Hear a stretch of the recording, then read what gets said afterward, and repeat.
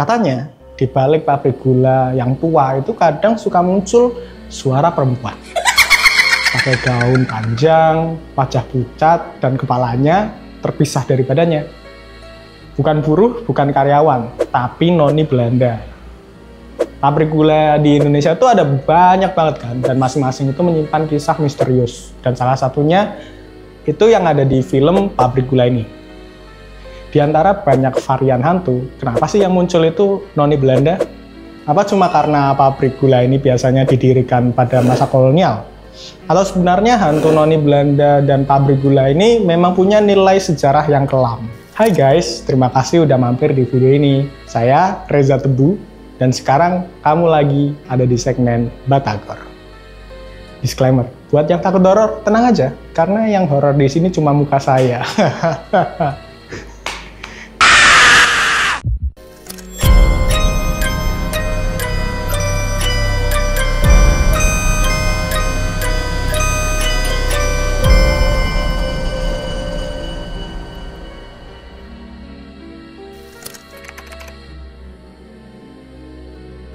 Jadi guys, pabrik gula ini sering banget dikaitin sama kejadian-kejadian mistis dan horor.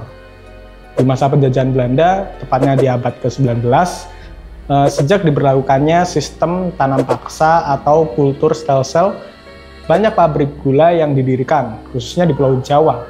Karena Jawa adalah kunci. Di Jawa adalah kunci. Eksploitasi pekerja terjadi di mana-mana. Mereka harus kerja seharian dengan upah yang rendah. Belum lagi zaman dulu tuh nggak ada istilah keselamatan kerja ya. Namanya juga diperbudak kan, jadi hal itu bukan prioritas utama lah. Nah alhasil sering banget dong terjadi kecelakaan kerja. Bahkan banyak pekerja yang mati di tempat dan dibiarkan membusuk di dekat mesin atau jalur produksi. Kadang mayatnya itu nggak sempet dikuburin dengan layak. Katanya sih ada yang dikubur di balik tembok atau di halaman belakang pabrik. Karena pabrik gula ini biasanya didirikan jauh dari perkotaan, ya mungkin biar biaya tanahnya itu lebih murah dan deket sama bahan baku. Jadi mereka bikin mes atau tempat tinggal buat karyawannya. Tapi nggak nyediain lahan kubur, dan karyawan yang meninggal ya nggak dibalikin ke tempat asalnya. Soalnya karyawan pabrik gula itu biasanya didatengin dari luar daerah. Nah, kalau tempat tinggal buat para pejabatnya atau khusus karyawan Belanda, itu namanya loji. Biasanya petinggi pabrik bersama istri dan anak-anaknya itu tinggal di sana. Fun fact nih, pabrik gula itu biasanya nggak beroperasi sepanjang tahun. Biasanya cuma selama musim giling aja, atau sekitar 5 bulan lah. Jadi sisanya itu ya buat perawatan mesin. Terus setelah itu ya udah ditinggal sampai musim giling berikutnya tiba.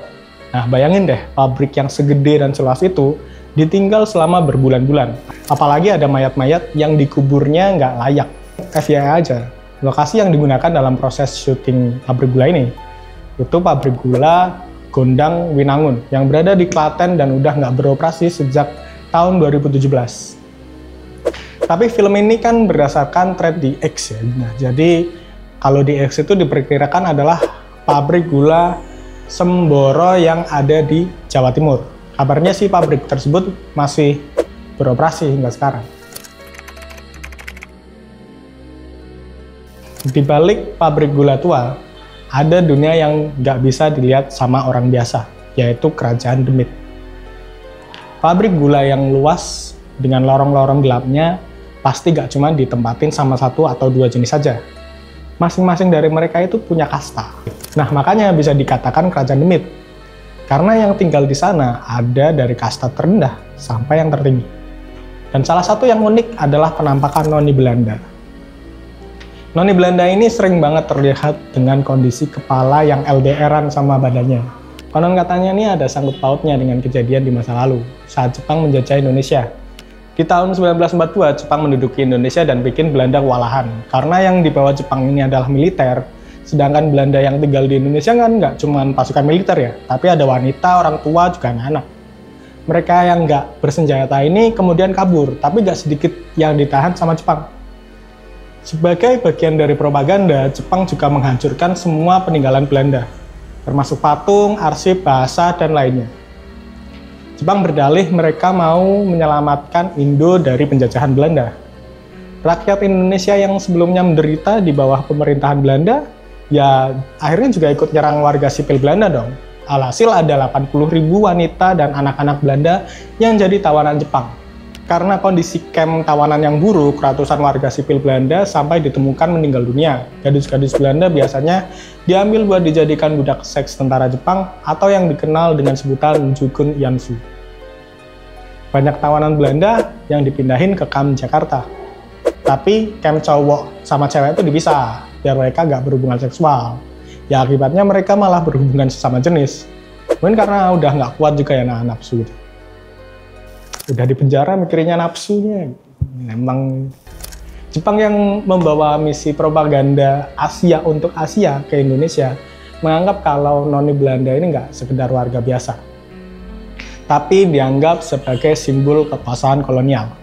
Ya walaupun mereka bukan militer ya, tapi tetap aja kayak ancaman buat Jepang. Jadi selain laki-laki, banyak juga noni Belanda yang kepalanya ditebas. Kebetulan beberapa di antaranya adalah mereka yang sempat tinggal di pabrik gula. Nah, ada cerita lagi nih seputar noni Belanda.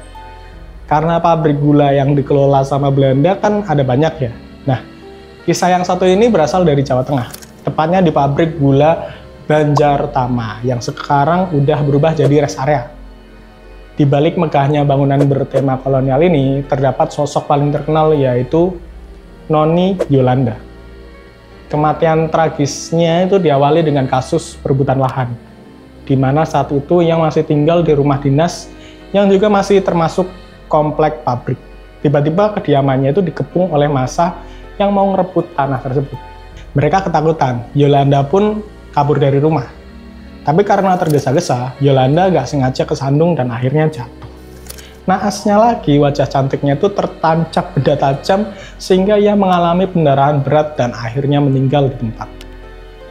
Tapi walaupun jasadnya udah dipulangin ke negara asalnya dan dimakamkan secara layak, banyak warga sekitar yang meyakini arwahnya masih sering berkeliaran di daerah tersebut. Soalnya banyak yang ngeklaim kalau mereka pernah melihat penampakan Yolanda.